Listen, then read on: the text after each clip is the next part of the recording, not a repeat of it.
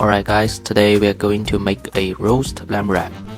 First, take out a lamb rack that's been aged for 14 days from my dry age fridge.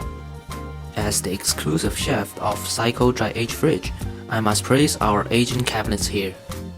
After being dry aged, the lamb rack's flavor is richer. Some people enjoy the lamb rack like this. It is actually very simple. We just need to roll up the lamb rack, fix the shape with a string, and then we roast them. But I prefer a lamb racks with extremely crispy layer, so I didn't roll them up. Threw some sea salt and pepper on the lamb rack, then drizzle with olive oil and sprinkle with some mixed masala seasonings, and marinate the lamb rack slightly. Next, let's make a very refreshing sauce. Put mint leaves, coriander leaves, and green pepper into a container, and drizzle with olive oil and Italian black vinegar. Then sprinkle with some salt and pepper, and then beat them completely into place with the blender.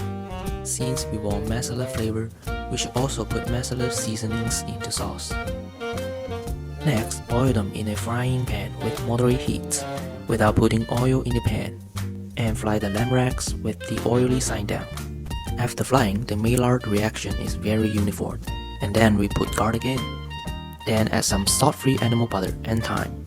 When the thyme leaves absorb the oil, and then we place the lamb racks together with the frying pan in the oven preheat to 180 degrees for 10 minutes. Then take the lamb rack out of the oven, slide it along the gaps between the bones. French racks are actually sheep's tomahawk steak or sheep's bone in ribeye. The raw material I use is French racks from Hirengo in Inner Mongolia. Because the lamb racks there is extremely tender. French racks have a crispy outside with unique flavor of masala. Moreover, with the refreshing sauce, they are really delicious.